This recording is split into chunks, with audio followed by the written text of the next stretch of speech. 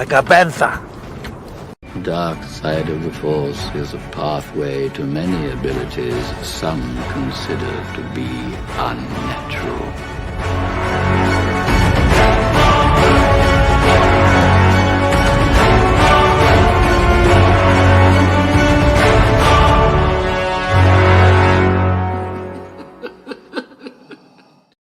What's going on, everyone? Welcome back to another episode of the Sithcast podcast, a Star Wars podcast where we pretty much talk anything and everything Star Wars. I'm one of your hosts, PJ the Paradox Nerd, alongside my co-host, Sean Solo. We're missing Nilda. Nilda had a Christmas party, a company Christmas party that she had to go to. So, Nilda, we miss you, and I think she'll be back next week. But joining us tonight is a very familiar face. We had him on about like 3 weeks ago. We have Will, aka Diamond Figs, in the house. Okay, I'm starting to think it's me and not Nilda, because every time I'm on the show, Nilda just doesn't come on. Was that what happened last? I have a Christmas party. I'm really sick. Oh, my dog ate my homework. Like, I don't understand. Every time, Nilda. Whatever, dude. It's okay. And it's funny because she's the one who introduced us now. But exactly. I think she had a company Christmas party, and definitely be missed on tonight's show. But we got a really awesome one. By the way, if you see me sitting back, it's just because my lighting sucks. I think I need to get like a spotlight or something, or like what's that called? Those ring lights. Ring lights. You're an influencer. You're a TikTok girl. Yeah, I was like, I'm not gonna fix my makeup or anything, but yeah, I need to get one of those just because I'm wearing all white. So I got this. Yeah, I think that's why it's throwing my camera off, because it's just like, just get 10 detops like I got, and it'll just light up the whole damn room. I know. That's true. Funny because I watch the playback once in a while, and I'm like, damn, that's kind of bright, and I have them turned down, like, and it's it's fine. The camera picks it up, but on my TV, it's like boom. It's like, okay, yeah. So, we got a pretty awesome stream tonight. We got a lot of things to talk about. We got products, news, maybe some bounty pickups. We got Kylo Ren talk about stuff. We got really spicy episodes. Oh, my son. Oh yes. But before we get started, we'll just address the chat real quick, and then we'll hit the ground running. We got Jedi Chisel, Faux Shizzle, my Nizzo, Sizzle Chisel. And then we got Sean Solo, aka Sean himself. We got Rolando Flores. What's up, Rolando? We got Trooping with Robin. Hey, Robin. What's up, Robin? We got you know what that means. OPK. Son of a not you, OBPK. So we got Marcel. What's up, Marcel? Hey, Marcel? By the way, shout out to Marcel. Congrats on the new print that is releasing pretty soon. If you guys haven't got, the signing as well. If you guys haven't gotten a chance, please check out his YouTube channel. I think he started one, and I saw him do a live stream. And on top of that, I think the prints are out, right? I'm not even sure, but yeah, congrats, Marcel. And yeah, definitely check out his work. We got Ben Bowman in the house. What's up, Ben? Got to get you guys back on the show, especially Robin, Ben and Robin, the power couple. So, also, if you guys get a chance, if you could leave us a like, kind of helps us with the stupid YouTube algorithm. Stupid algorithm. Let's get started. But Will, are you ready for the holidays, man? My tree would say so. I love it, man. Nice. Yeah, I had we did Dark Side Secrets earlier at 5. We record and we were live, and I had Yoda ears on with like a Santa hat. So Christmas is my favorite holiday. So I'm stoked. Yeah, same. As mine as well. Yeah. Yeah. Always. Yeah. Well, by the way, if you guys this year though, right? I know. Am I the only one? It's like, holy crap! Like we got 1 week to shop. Like we started shopping today. I was like, because I realized how late we were. 12 days. It's crazy. Yeah. I've been shopping for myself. No, I'm just kidding. Yep. No, you're not. No, he's not. He's not. No, I mean, no. I shop for my wife. She picked out her gift. She's like, "Oh yeah, I bought this for myself." Oh, thanks. Oof. Yeah. All right.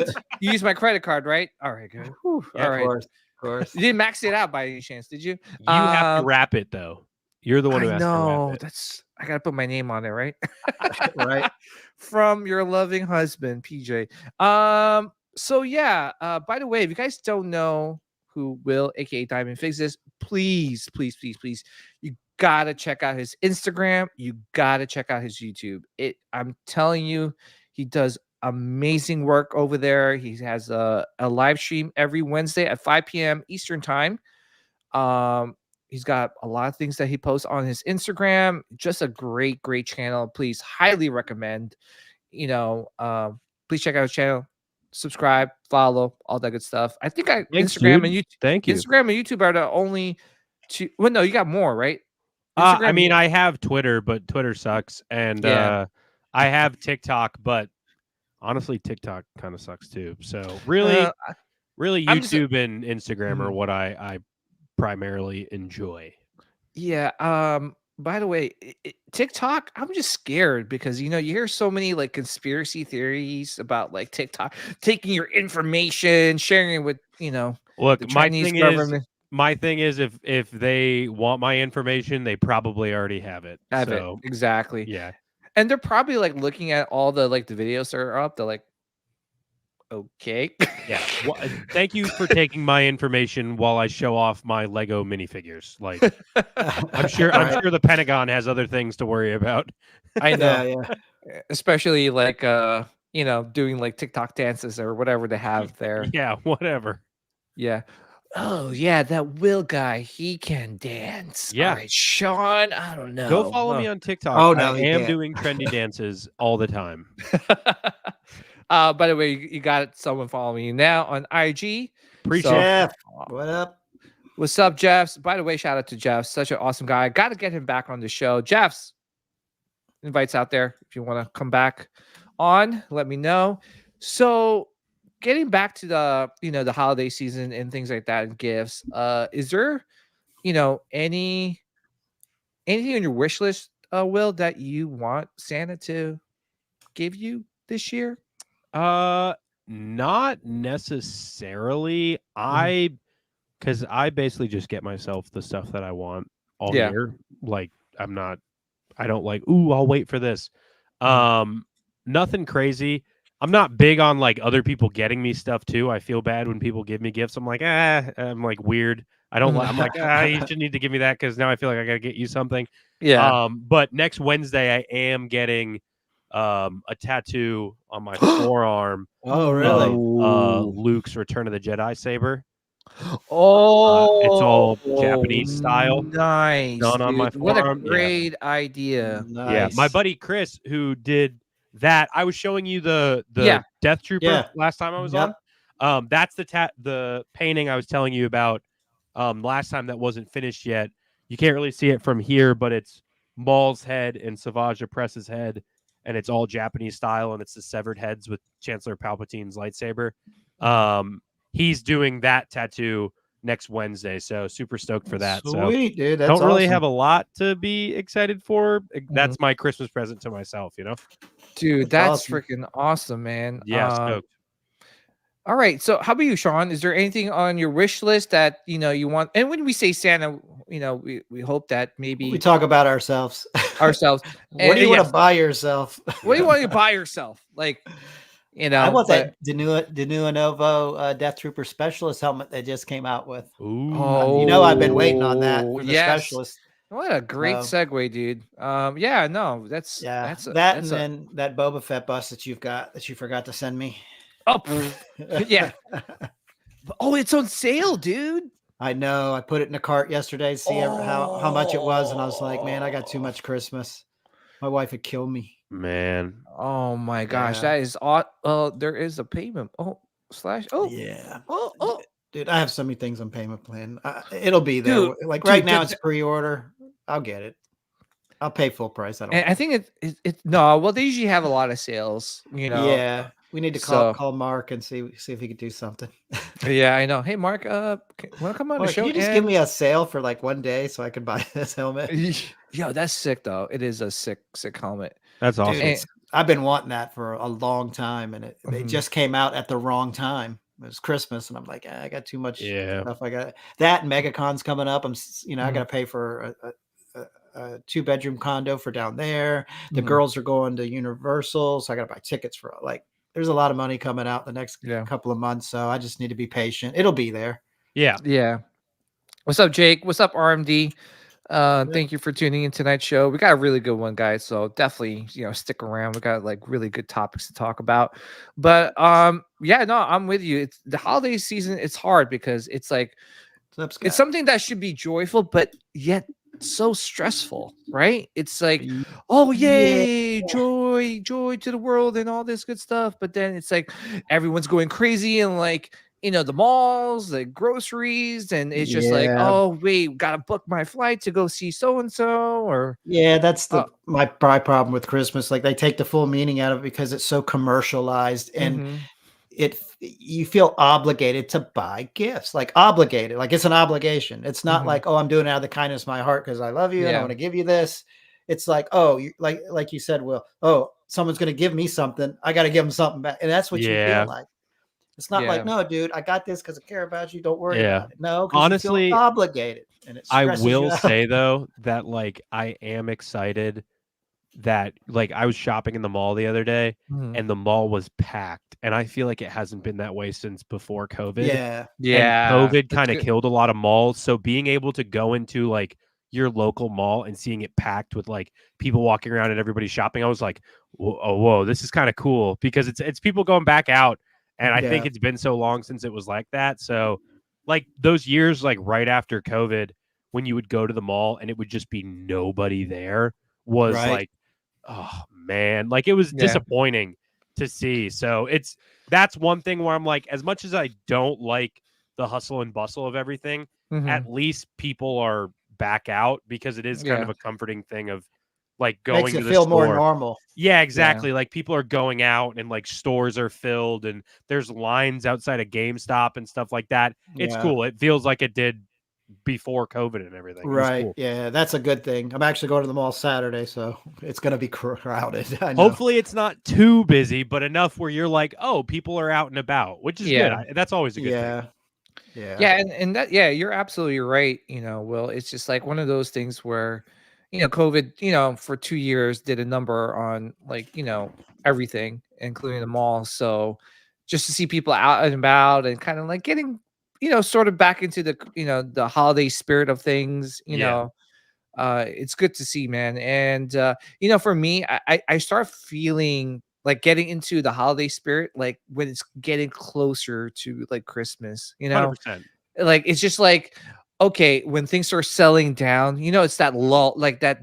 I don't know. It's just that couple days where it's like, no, that looks different. Shout out to Tony, by the way. I was on his podcast last week, and man, I had so much. You guys are so much fun. I'm telling you guys, like it's just like I just have a blast. We just like, I will be joining him tomorrow. Ooh. Super special Sithcast. Let's go. Yeah. Look at that. It's like, ooh. What do we have here? Yeah. The old guy's going to talk Star Wars. Yeah. Tony's an old guy too, so don't let him fool you. Oh, he's not as old as me. Tony's an old man. You guys look very. He doesn't have the Balin skull going. He dyes his beard. I promise. Oh, he does. Nice. Yeah. He dyes his beard. He. That's why he always wears a hat. He's bald. He's old. Dude, so am I. It's like. I like wearing hats because my hair is always a mess. He's getting pissed in chat. Yeah. So he's like, you jerk. It's like, shut up, dude. Yeah. Well, I was gonna say, I wear a hat because usually my hair, like, especially when you're trying to rush to get to the live stream or start the live stream, it's like, oh yeah, hat on. My hair is like no, dude, I wear a hat here because of the glare. I'm not even shitting you. Like that's funny. because everyone's like, man, your head's so shiny. Because I don't put powder and crap on it. I just get out of the shower and go, you know. And then if I'm on here, I guarantee you're gonna get some reflection. That's funny. That's the truth. Yeah. So I was gonna say too is that shout out to Star Wars Sith. Please check out his channel as well. He's got a podcast that he releases every Friday, and he does amazing work on Instagram. He's killing it too. He just started that gaming channel. He's all over. This guy pumps out. He's a machine. He pumps out content like nobody's business. Yeah, man. That's awesome. I don't have the energy. I can't do it. I'm so bad with like posting and stuff, and I've slowed down a lot too.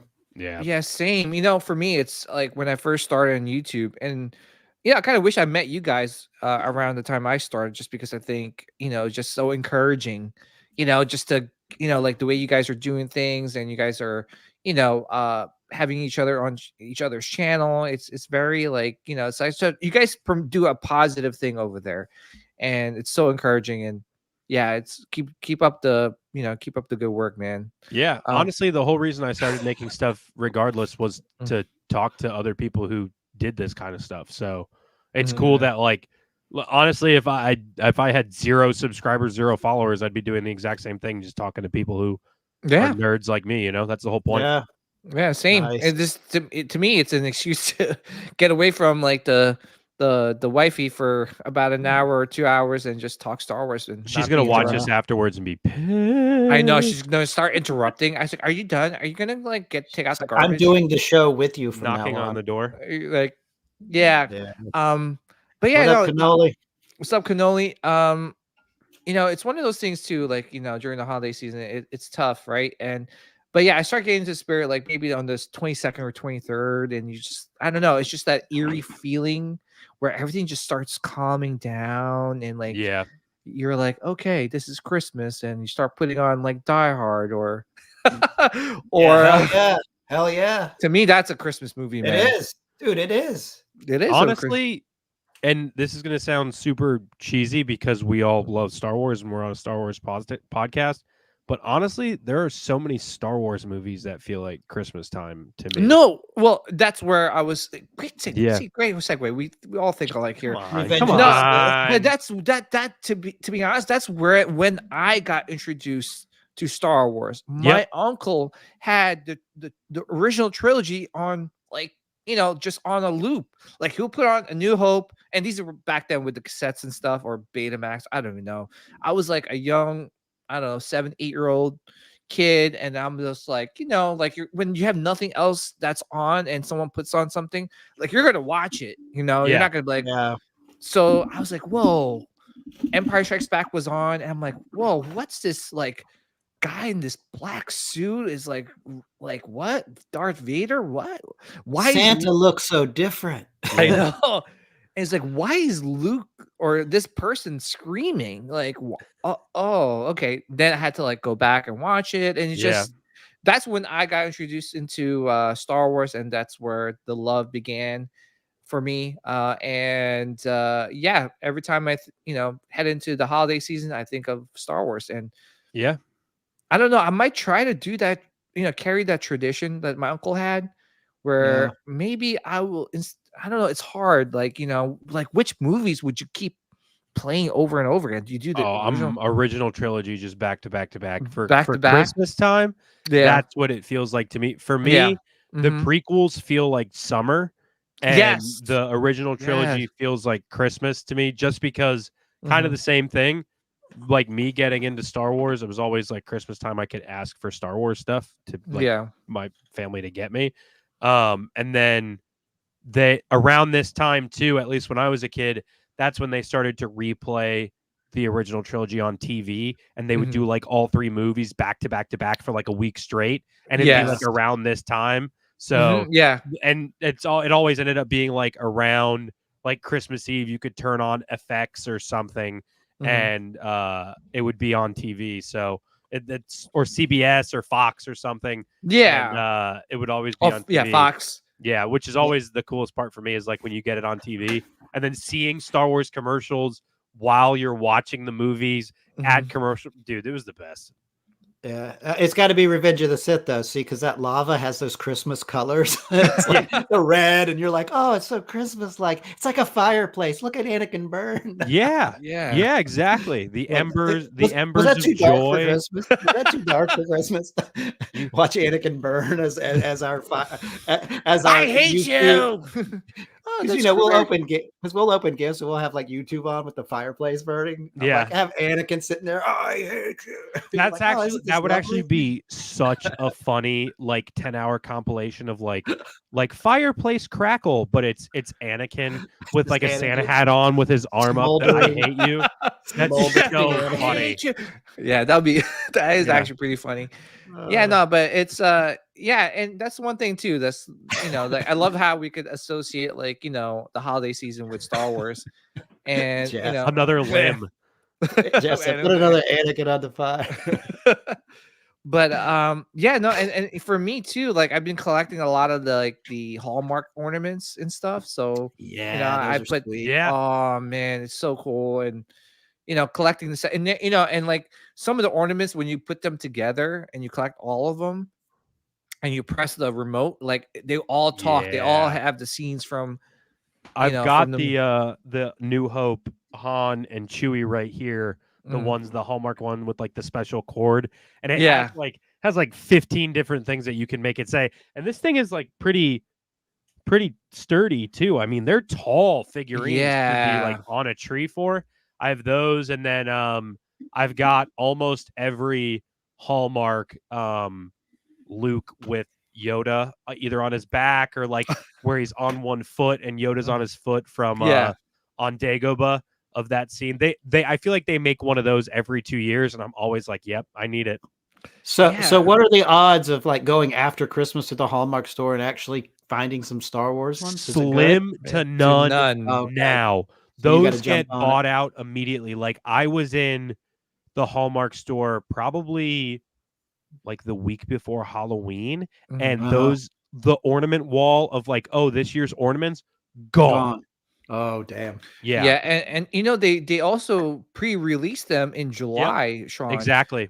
And can I tell you, there was one, I think it was the sail barge that I actually had to go drive like maybe like 30 minutes to another Hallmark store because it sold out in my local one. And I remember I got there like I think when it first opened in the morning, and literally I was fighting like older women, just like that doesn't sound right. Older women.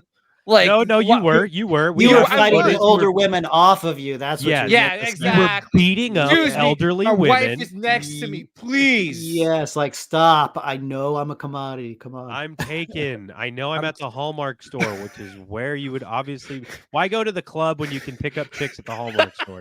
I know. They're like, I heard you were giving out your credit card to buy gifts. Yeah. Your wife actually who called them all that you were there to make sure that they got stuff and not you. Yeah, exactly. It's like, listen, let's max this thing out before the next Star Wars collectible comes out.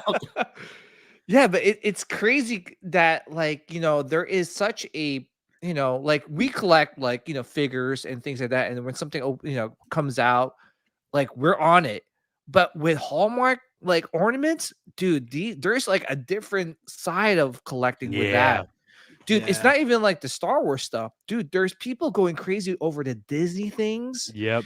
And on top of like the Nightmare Before Christmas, and there's I don't know, there's Harry Potter. My aunt, when I was a kid, and she still does every year, will get the Swarovski crystal ornament that they do. Like they do one new one every year, and those are like.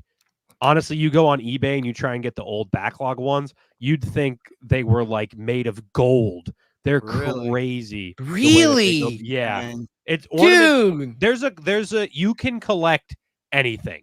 Seriously, and there's a market for it. Yeah, and that's the beauty about collecting, which sometimes like, oh, why you collect that? Well, why do you collect that? Why do you collect stamps? Yeah, exactly. Like why I was going to say, you know what I've had my eye on? I think it was a 2007 piece. It was a Wampa and Luke snow globe. Whoa. So it's like the snow globe and Luke's hanging upside down in it with the snow and the Wampa's kind of like on the outside. No way. So it came out in 2017. So I looked on eBay this week. They had one, and it was like $130. And I'm like, do I want to spend $130 on a snow globe? Snow globe? But then my wife's like, that is so cool. So I kind of got the thumbs up, but I was like, oh, it's a snow globe That's for awesome. $130. But I'm going to get it one year. I am. Maybe try to buy it when it's not Christmas time. I might get it cheaper. Yeah, seriously. It's it goes up in price when it's around the season. I still think the coolest thing that they've done in recent years for Star Wars like Christmas ornaments was the carbonation chamber. Oh my I had that yeah, one. the carbonite chamber. That's like the coolest. That's something where like if I was a kid and that was on the tree, I would just be like pressing it and it would go in and out, and I would just do it over and over again because I want to do it now as an adult. It's amazing. It's amazing, dude. PJ, did you get the Darth Vader meditation chamber, the snow globe? I have it. Chamber? Yeah, so in my nightstand, it's so funny because on my wife's nightstand, she's got like her cell phone, like a book, and like maybe a water. On my nightstand, it's all like cos babies, like freaking snow Darth Vader snow globe. I have like a Hasbro like Darth Vader figure there. It's like all Star Wars. Like I pack as much things on that nightstand as possible. And it's just, did I take a picture? I gotta take a picture. It's so funny. That's funny. And then you know what too? I also put there is that like my kids like for my birthday they gave me like Christmas like Star Wars Christmas cards and stuff. I think what's the name of the more popular one? Is it I forgot that Christmas card, but yeah, they gave me that. It's pretty cool. And yeah, trust me, guys. Like honestly, if my wife gave me the green light, I would make my whole house like just Star Wars, like literally. I have a Star Wars pressure cooker, like Darth Vader. I have a dude. Like I have like a lot of things Star Wars. My wife bought me like a grill set, like it's like Darth Vader's like lightsaber hilt, like that has like. That's funny, dude. Dude. Honestly, I love Star Wars, and you guys know that because why would I be doing a Star Wars podcast? Anyway, Benjamin said, no, PJ, don't show us the toys in your bedroom. Oh yeah. You don't want to. Well, one kind of like vibrates, sort of, maybe. I don't know. Not that. I'll be good. It's still early. I'll be good. I'm not talking about that. I'll be good. No. I'm talking about like the snow globe. It actually does like vibrate a little bit. Anyway, I don't want to know what you do with your snow globe in your free time, PJ. But anyway, that was kind of weird. Let's move on. We got to go there at least once a night, Oh yeah, seriously, it goes down. Got to go off the rails at least once. Last week we're talking about a prostate examination right off the bat. Oh, nice. With a guest. Yeah, with the guy that played what's his name? Vane. The pirate. The pirate in I'm sure he loved that.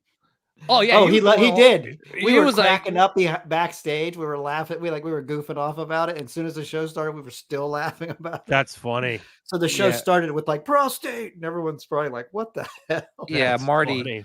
And he's such a nice guy. And he gave us a hint that he is going to be on Skeleton Crew. He's in Skeleton Crew. Yeah. He's in the trailer. So yeah. Yeah. So that's awesome. I'm hoping we get to see Skeleton Crew before the end of next year. All right. So let's talk about bounty pickups, guys. So Will, we'll start off with you, man. Like any like recent Star Wars bounty pickups that you might have that you're allowed to talk about? And got recently. It is Christmas time. Since you saw me last, I have these 3 panels behind me. Mm-hmm. Those were gifted to me. Those are paintings, kind of like this one up here from my buddy Chris. Yeah. I'll move my head this way. These are done by those Ben. Are good. He goes by Ben Cheese on Instagram. You can go follow him. Nice. He only sells these as a package. So you get the Stormtrooper, you get Vader, and then you get Boba Fett. But these are all paintings that he did, Japanese style, insane work close up. And those were a gift from my buddy Chris, who gave me that painting. So Chris is the best, but Ben does amazing work too. Honestly, and they will probably watch this later because I was sending them the link. I've been trying to tell them to do a Star Wars flash sheet for the longest time. Not only because I want the flash sheet, which like I have a couple on my wall of like other flash sheets and stuff that are Star Wars related. Like that one is all Return of the Jedi, so it's like got a pin-up Leia. It's got a Wampa skull. It's got the Death Star that says fully operational and like tattoo print around it, which is very cool. But I want them to do a flash sheet so then I can just get all of the tattoos on the flash sheet. So I'm super excited about that. But that's really all the pickups from me. I've been trying to be really good recently. So my wife got me this new iMac, so I have to be. That's a that's a nice one. So that's a nice one. It was a job pickup as opposed to a which I considered Star Wars stuff to be job pickups. But stuff like this where I'm like, I can use it for work and I can make it look good for podcasting. Yes. That's awesome. Well, congratulations. And those prints look amazing and they're so unique. I love that Sand Trooper. Dude, yeah, it has so like, good. And you can't see it from here, but in between the trooper's legs right here, that's the burnt bodies of Aunt Beru. Oh, no way. Oh, my God. They're on there with that's the Lars awesome. homestead. It's so, like, the little details and all of it are so that's good. Awesome. Yeah, he kills it every time. But that one's sweet. Appreciate Chris for giving me those. Chris is he's the best dude. I actually just gave him he had like one of the largest Death Trooper collections in the country. He had I think it was everything except for 3 pieces, and he might be very mad at me because he's like, no, I did have those 3 pieces. But he had everything from like when Rogue One came out and they did those like tin toppers for the cups and the buckets and all of that stuff. He had literally everything that you could purchase that had a Death Trooper on it all together. And like he had other Star Wars stuff, but his main thing was only Death Trooper. So really, yeah, which is why he did the Death Trooper painting over here. Right, makes sense because that's his favorite. But yeah, he's sick, man. He's like incredibly talented. Wow, it looks really good, man, and just it sticks out. Like it's really nice. So yeah, I'm super stoked, and I mean, like I love art stuff like this. So when it gets to mix like Star Wars with any of that, it's it's immediate for me. Win-win. Yep. Yeah. Well, congratulations on your Star Wars bounty pickups. And how about you, Sean? Anything recent? Got the Columbia hat in. Oh yeah, first time I'm wearing it too. Yeah. Oh, is that what that is? That's from the new Columbia line. Yeah. With the rebel symbol on the side. Yeah. That's awesome. Yeah, it's So what do you think about it? Dude, I like it. When it's all white like this, you got to just pick and choose when you wear it because it's going to get dirty. Yeah, absolutely. I don't want to wash it because I don't want it to lose its shape. So you're just like, I'll be careful, when I wear it. You got to get the shoe spray, like for white shoes that they put on it. Oh, yeah. From off of that. That'll work the same way on those white hats. Oh, okay. Yeah, I'll try it. Yeah. For sure. And then I picked up the Phil Tippett book. Mad Dreams of Monsters. Ooh, nice. So Amazon retails $175. I checked on it Monday. It was $39. Shut the dude, front look, door, dude. This is like you can knock someone out with this. This thing is heavy. $30, dude. $39. I actually got mine for 42. But but 42 compared to that's better than 170. Yeah, it was $175 and it was on sale. Like I said on Monday. It's worth the money. Like I haven't even opened it to look at it yet, but yeah. So I got that, and then I got one more thing. I got the signed plaque that Nilda got for me out in California from Alan Tudyk. Nice, nice, dude. So I'm gonna pair that with. I don't know if you could see over my K2 head back there. Oh, nice. Yeah, so that's gonna be paired with that. But yeah. Are you in a director's chair right now? Yes, the Regal Robot Empire Strikes Back director's chair. Dude, they're so comfortable. Like you don't realize it until you're just like, I am not buying another piece of furniture. Right? Get that Emperor Palpatine chair. My buddy, I have it. Dude, I have been so like every time I'm like, man, I need a new desk chair. You know what I should get? And I'll go on and look at it. My buddy Troy who's a stand-up comedian who I made friends with like a month and a half ago. He's the biggest Star Wars nerd, and he just started a podcast too. He does the entire podcast sitting in that chair, and every time I edit stuff for him a little bit every once in a while, and he'll send me stuff, and I'm like, I'm so pissed that he has it and I don't. It's so cool. It's like you want to just say you want yeah, exactly. You want this. Yeah. And no, I have that chair. Like, do it. Just get it. Do it. I know I have that chair. I've streamed from it a few times. It's fairly comfortable to stream in, but the director's chair, dude, like, really, it's so shockingly comfortable. Like we could sit here for 3 hours and my legs won't fall asleep. Wow. Where the old chair I used to sit in, like underneath your hamster, everything will start falling asleep after a while. But this chair is so comfortable. That's funny. Yeah. Can you see Sean? Can you see it? Oh, okay. Oh, wait. Yeah. That's dope. Yeah. Regal robot. And you can buy, you can change out the backs to Jedi or Blue Harvest or whatever you want. That's awesome. Wow. Yeah. How much is that chair? I bought it a few years ago. I can't even remember. It's not that expensive. It's not like the Emperor's chair. And I know that. That thing is like, I know. Yeah. It's so cool though. But yeah. It's worth it. Yeah, especially and that will like really complete your Star Wars room. Like once you get that chair, it's like, and you just your wife comes or significant other comes in and it's like, hey, Sean, and it's like you turn around, and say, yes, you want this? You want this? Oh, buy it now with all of your money. So, any other bounty pickups for you, Sean? That's it. Thank goodness. Yeah. Yeah. Yeah, I know, right? It's like, I'm trying to be good, guys. Honestly, I really am. But every time I say that, I end up buying like 10 more things. So, right now, like Sean, I got the hat, the Columbia hat. And dude, I got let me just show it here. I got this shirt, which I'm wearing right now. I would stand up, but I'm not wearing any underwear. Yeah, hold on, let me see if I could. Are you free balling on the podcast right now, brother? You don't do that? I thought everybody did that. I mean, look, I don't know what DJ's doing with his snow globe, and I don't want to know what he's doing with his snow globe. So, dude, this shirt is like seriously, because I was like, man, that's like, that's like a pretty penny for like a long sleeve shirt. I think it's like 40 or 50. But seriously, it is like pretty thick. And like the quality is amazing. And dude, I'm not sponsored by Columbia. Yeah. And I'm not just trying to justify my purchase, but seriously, it is a really, really comfortable shirt. Oh, it's $70.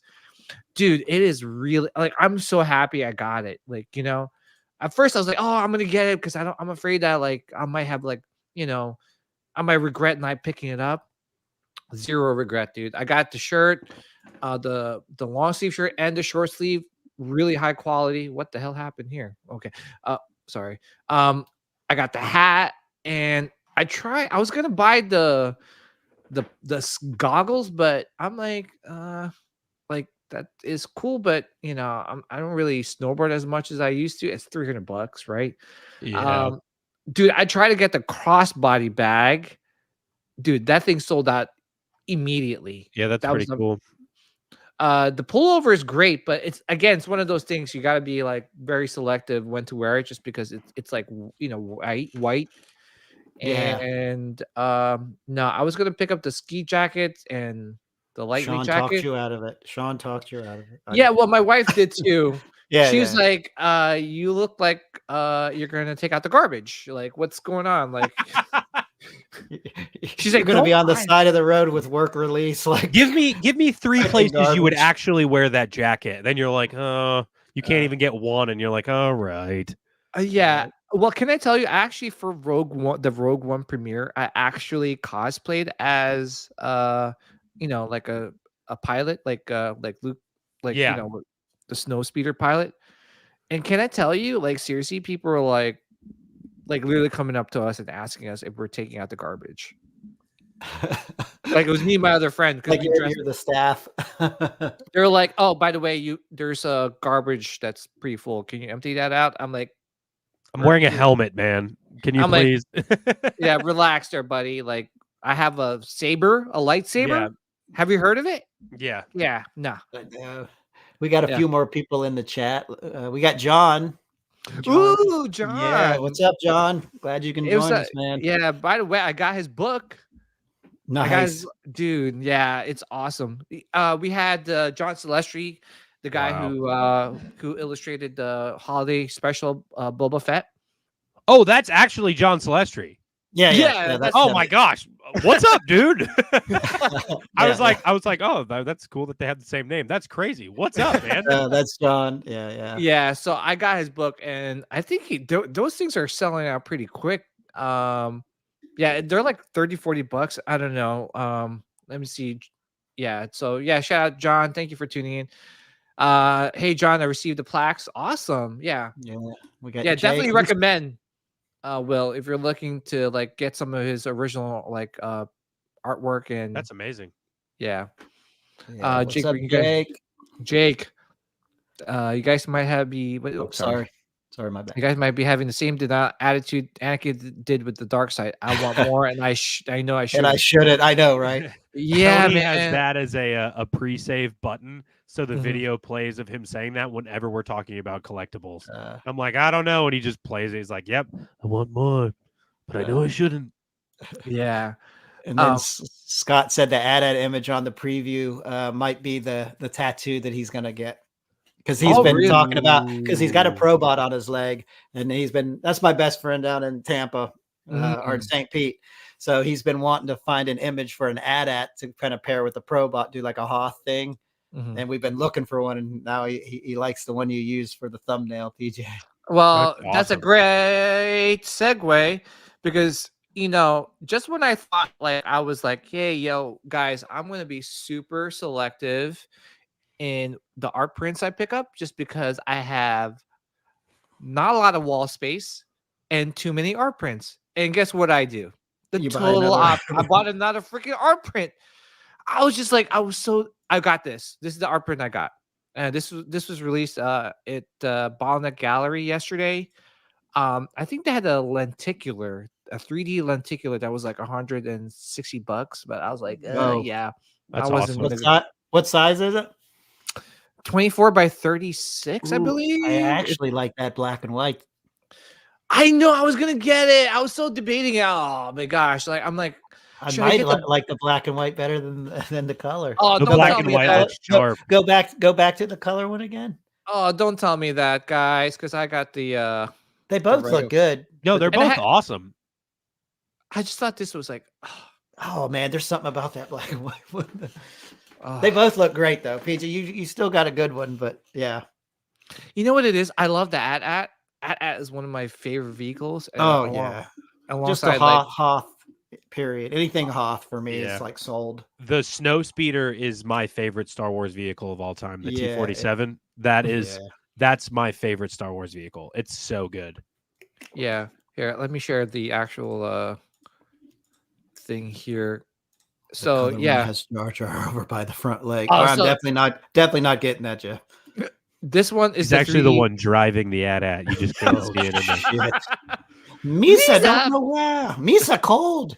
Misa back. And they start shooting everyone. Man. $200. I was just like, I don't know if I can swing. That's dope. Sweet. That's awesome. I like the black and white. Usually I go for the color ones, but that black and white one, there's something about it. Yeah. And these print.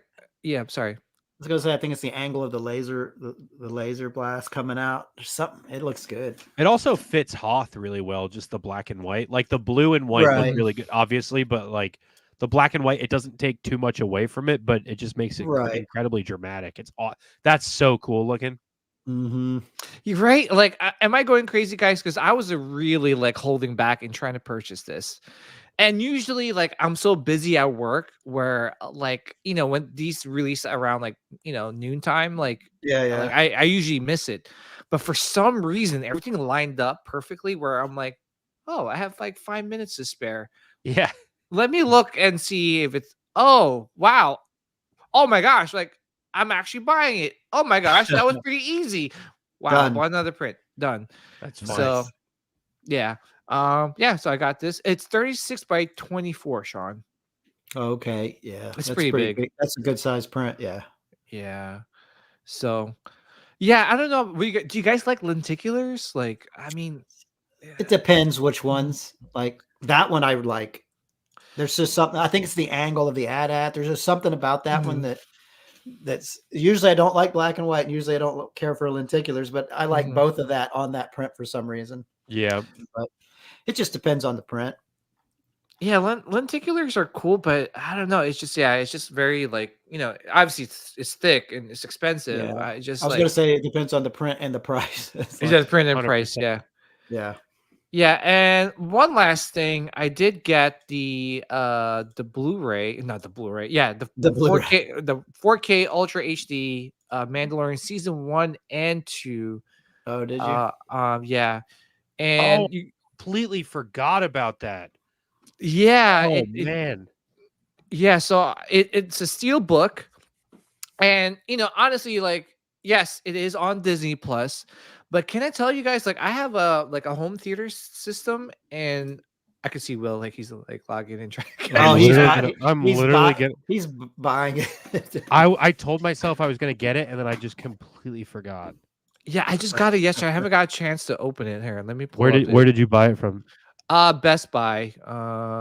Best Buy's the worst. I'm getting it off. I know. It's just like my wife was out already, and she was like, "Oh yeah, I got to pick up a couple things on Best Buy." I'm like, "Can you get the steel book, by the way?" While you're out, honey. Yeah. Yeah. Yeah. She's like, no problem. She's like, no problem. I have your credit card. Yeah, no, but she was like, "Why? You don't have a say in this." Yeah, no, but she was like, "Why? But why? Like, you could just watch it on Disney Plus." I'm like, "It's not the same. It's not the same." Like, because we own it. Yeah. Yeah. Well, no, exactly, Sean. Like, I'm more like, seriously, with this day and age of like a lot of like streaming services and things like that. Like, I want a physical copy. Just because, like, I could say, I used to be like that. Yeah. I'm more like that with like movies and games, but not more so with music. Because music, there's a ton. I mean, to buy every music is where I'm like, I want the CD or like the vinyl, because I'm such a sucker for like the stuff that's inside of them. Like one of my favorite VHS tapes that I've got over there is the original VHS tape to Toy Story, and the way that they used to package the 90s VHS tapes with like pamphlets for like mail away stuff and the other stuff to get, and the gold tin stuff. Like, that's my favorite in terms of physical media. Like, you guys know from the last time we talked, I don't need like big maquettes or like statues or something. I'll looking for like what envelope was in the DVD package. What insert can I get? Exactly. That's my favorite stuff. So awesome. For CDs and all that, that's my favorite, of like opening the booklet and like reading the lyrics while you're. I love that, dude. I'm such a cheeseball when it comes to that. Yeah. Moth McClunky, yeah, it's sold out. Those prints are sold out on Bottleneck. And it's if you guys are looking for the steel book, you can still pick it up on Best Buy. I'm not sure on Amazon. I tried looking it up. They are 18. The season 2 is 18% off on Amazon. It's currently $44.96 as opposed to $49.99 on Best Buy. Because I just bought it. And you get free. Is it Prime? So you get free shipping? Yep. Nice. Yeah. So, yeah, no, that's and for me, guys, like, yes, it's on Disney Plus, but like I said, not only just owning the physical copy, but I think with these Blu-rays, like, honestly, like the sound sounds so much better. And the transfer too, like, you're instead of you're relying on your internet and the speed of your internet to like see like a good quality image, rather than just like straight to your Blu-ray Ultra disc player or whatever you have and just watching it on like true 4K, true surround sound, and I'm all about that. And what's scary to me too is like, they just took Watchmen off of HBO, and you can't watch that series anymore, which was just streaming, and they never made physical media for it. And they took off, I mean, it wasn't anybody's favorite show, but that Willow series that was on Disney Plus. If there's no physical media for it and they just take it off the streamer, if that's your favorite show, sorry, you can't watch it anymore. Yeah, you know what I mean. Right. So that's what scares me. And like, obviously, they would never do it with Mando, but to the point where, like, what if they did? What if Disney Plus failed and that's all we had? And Disney Plus got shut down for some reason, and they were like, "Oh, Bob Iger's pulling all of the money off of Disney Plus, and we're just going back to the theater." You got to wait for that to come out, like the olden days where you used to have to wait for the VHS to come out, or the laser disc, or the Betamax. Like, I'm sorry, but I am happy anytime I can get the physical media for something that I thoroughly enjoy. I'm gonna get, because I'm like weirdly klepto about, like, oh, what if it goes away? And this is the same thing too, is that, like, I totally agree with you, Will. What if, like, all these things disappear? Like, you don't own it. You don't really own it. You're just renting it.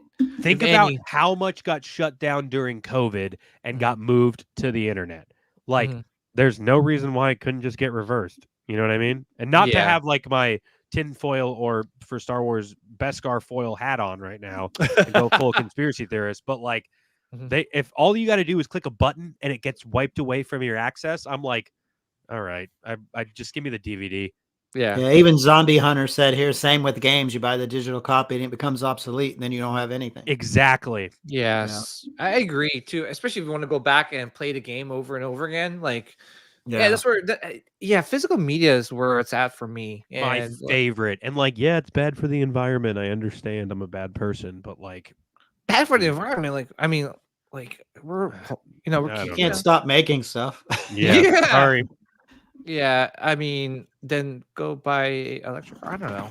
Just, but here, for me, it's just like, it's, the transfer is good, especially if you have a nice surround sound system. And honestly, like, because of all these streaming services and less movies are being pumped out in the movie theater, like, I invested in a nice home theater system so that, I could watch it at like my leisure. But let me tell you guys, like, seriously, like, 4K Ultra HD, like, if you have a nice TV, man, it's beautiful, and it sounds beautiful. And I mean, especially like us as Star Wars fans, how much of our fandom is built for the original trilogy heads like myself, how much of our fandom is built off of, like, oh, the original cut before the special edition. The original cut before he switched it, and George Lucas was like, oh, the special edition is now the only edition. So people, like, for Star Wars fans, it's fun to hunt out different versions of that thing. But now on streamers, it's just like they could pull somebody out, upload the episode back up, and you're like, oh, is this different? Nope, sorry, you don't get a choice. It's just the way the episode is now. So that's another reason I like physical media, is like, it's just the way it is when you purchase it then, and that's the only way it's going to be. So and the one thing with the steel books too, what I noticed, especially with Star Wars, is that once it sells out, they don't release them again. No. I have the Rogue One steel book. I have Force Awakens, Last Jedi. Yes, I know, I got them. But it's just one of those things. I know. It's just that, like, okay, steel book. I'm in. I have the other ones. Might as well get this one. It's just So if you guys are interested in picking it up, and season 1 and 2 of Mando are like the best seasons ever. Definitely pick it up. Physical media rules. I still watch Star Wars on VHS. Wow, that's awesome. That's awesome though, but it's very nostalgic too, right? Especially like when you talk about, like, playing like a vinyl record. Who would have thought in this day and age, especially with Spotify, Amazon Music, that people are still out there? And it's not a small group of people. No, there's a lot of people buying vinyl records. Most artists, like at least bigger name artists now, still release, like, you can get every Taylor Swift album that comes out on vinyl. Every single one. You go to Target and there's a Target special edition, or there's a Walmart special edition, or like everything. The major artists will still put out physical media, and until that stops, like we were talking about Best Buy earlier, isn't it in like 2024 they're done selling DVDs? Like they're just not going to sell DVDs anymore or something like that. Really? Yeah, they're like discontinuing DVDs or something like that. I know they're already planning on doing it in Australia or New Zealand or something like that, where they're just not going to sell them anymore. That's insane. They're just done with that whole section of the store. Yeah, I can't imagine. I'm wondering too, like, especially with like the older video game stuff. A lot of them are worth a lot of money. Yeah, dude. I'm wondering if it's gonna be like that with DVDs, where you're like, I don't know, Action Jackson. Oh man, it's not on any streaming service. I could only get it on DVD. Yeah. Well, here's the only copy ever. But then you got to pull your DVD player out of the attic, kick the dust off of it, try to find the right cables. Oh man, I need an HDMI to AV connector. Yeah, exactly. You're like, I got to figure out how to play it. But the only good thing about that, so when your internet actually goes out, you could still watch something. Correct. When it goes out, you're screwed. You're like, what are we going to do? Because our whole life revolves around the internet. Yeah. Even now, like I don't have like a cable box. I've got digital cable. Yeah. My internet goes out. I can't even watch regular TV. Exactly. Yeah. It's like, that's not good. So like I have like most of like the Star Wars 4K Ultra HD on Blu-ray. I'm wondering if they're going to revise, because you know how they are. Like they like to perfect the transfers. They like to make the sound quality a lot better. I'm wondering if they're going to do like more. Like, are they going to do like this time all the Star Wars movies that were ever made, like Rogue One? Like, because I have the Skywalker Saga set, but it doesn't include Rogue One, right? Yeah. I'm wondering if they're gonna start like doing, will they do like they add like Han Solo, or I don't know, what's that? I mean, the Solo movie, Rogue One. What other movies are out there besides? I don't know. Would they do something? Yeah, I mean, I would assume they do it more with like show seasons than anything else. Like, I'm surprised they haven't done one for Book of Boba Fett. I'm surprised they haven't done one for Obi-Wan. Like at this point, I'm very surprised they haven't done one for Andor. I feel like there's so many people who would actually get that for Andor. Yeah. So it's just weird that they haven't yet. But it's also like, think about how long it's been since Mando season 2 came out, and now we're getting the Steelbook. Like I bought that in December of 2023. That's 3 years after that episode. But they want to keep people subscribed, so that's why they do it. They're like, well, if you want to watch it, this is the only place, so you're going to have to keep your subscription going. Yeah, actually I was too late in trying to cancel my subscription for Disney Plus. I was like, because I heard they raised it by like, I don't know, like $40 or something. So it renewed and it was like $150. What the fuck? That's a year, though. It's a year. Yeah, right? it's a year. Yeah. I was just like, all right. I was going to cancel it. Their stock took such a hit. It's like, yeah, I heard. Dude, I heard it's not good. It's really bad. What's going on with Disney? Was it like 56% or 50% or something? The numbers from that are insane. Like, but it just goes to show you make crap stuff, you're gonna get crap numbers when you get returns. Nobody's gonna pay for it. That's the thing. Like, that should be the biggest wake up call. You're losing, like not losing, you're hemorrhaging money. Like half your company's about broke. And like there's a reason. And when you go to the parks and the only people that you can see for those at the parks are the things from those movies that you're losing money on, it's like, how are you going to make money at the parks, dude? How are you going to get people to go to Galaxy's Edge when it's characters that you lost money on? Yeah. And that's the thing too, is that like, I think Disney has too much pride to just say, 100%. That's why that's why Galaxy's Edge all about the new movies, because they're not going to admit like we screwed Star Wars up, but I'm like, look at the numbers. You screwed Star Wars up. Yeah, I know there are some. There's quite a few people, I guess, that watch or like the sequels, and seriously, if you like it, good for you. Like, I'm very jealous. Like I said, I wish I liked the sequels. I wish like you're better than me. Yeah, exactly. Yeah. But here's the thing too: the writing's on the wall. Like, there's a lot of people that don't like it, and it didn't do well. No. It's not doing well. But they're so stubborn. It's unbelievable. Like, look at the numbers. The numbers don't lie. Yeah. Your shit does not work. If I can go into a store right Mhm. now and there are still, from when the movies came out, like if I go into, you guys know what Ollie's is? Yeah. Yes. Okay. I can go into an Ollie's right now and find toys from when The Last Jedi came out, when those Yeah. action figures were on sale. Mhm. From when the movie came out. Not like they were Yeah. re-released, but from Right, right. when the movie came out, those are still on sale in stores. What?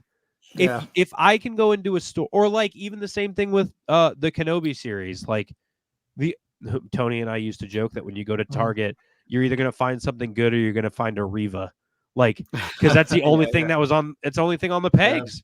Yeah. It's like when you go into a store, the toy aisle will tell you what people like and what people don't like. Yeah. That's all you got to look at. Yeah. When you go there and you can't give these character figures away, that's right. The writing is right there. What's the what's her name? Holdo, Captain Holdo from Last Jedi. You can go. The last time I was in an Ollie's, they had a shipping box, like from Hasbro, of Holdos just in the box, and not even like, oh, there's like a pack of 8 where you can get like those figure packs from Hasbro. Yeah. No, like the shipping box off the truck, unpunched. They're unpunched. Black Series Holdo figures that they've just never sold. That they're like, they're trying to like, just, let's do something with these. Let's use these for like timber to make fires or something. Right. Do something with them. Yeah. And that's the thing too, is that like, just, it's okay. You know, people will respect the company more if they don't publicly say, hey, we made a mistake, but just say, you know what, we got to do something that will make it better. Yeah. But it's just, they're just not. And if you also have like, and I'm going to just share a clip from your Instagram page, Diamond Figs, by the way, if you guys are interested. See what else do I want? And I'd like people to stop coming up to me on the street saying you killed Han Solo. I didn't kill Han Solo. Wokeness killed Han Solo. Boom. Drop the mic. This and guys, it's not even like your fans. Like it's Kylo Ren. It's Kylo Ren that's saying this. The new Darth Vader. Just drop the mic on him. Yeah. That's funny to me, because like obviously it's SNL and it's a monologue and he's making fun of people, and he's made fun of Star Wars fans in the past, where like there's that I think 2 years ago when he hosted, there's the clip of him sitting in the stands and being like, you look like a Star Wars fan, nerd. Like you make fun of people both ways. But I think the clip I posted that like yesterday or something, is the interview where he's talking about how when he signed on for I have it ready, the trilogy. Oh, you have that clip too? Okay, then we can just watch it. I'm not going to explain it. Adam Driver will do a better job explaining. No. Because Ben Solo, he was Ben Solo from the beginning, but it was never a version where we actually see Ben Solo. Did you know that at least you're playing Vader 2.0? Like, at least did you know that conceptually? I did. Yeah. And I had an overall arc in mind that he wanted to do, which, then changed. But his idea was that almost the opposite journey of Vader, where Vader starts the most confident, the most, committed to the dark side. And by the last movie, he's the most vulnerable and weak. And he wanted to start at the opposite, where this character was the most confused and vulnerable. And by the end of the 3 movies would be most committed to the dark side. So I tried to keep that arc in mind, regardless if that wound up not being the journey anyway, because it changed, obviously, as we were shooting. Yeah, right. But I was still kind of focused on that. When did it change? Well, with Ryan, he took it into a different direction, but still it kind of still tracked with the character. Then the last one, it changed into being, about them and the dyad and things like that. And then again, so you... And kind of evolving into Ben Solo. That was never part of it. That wasn't either? No.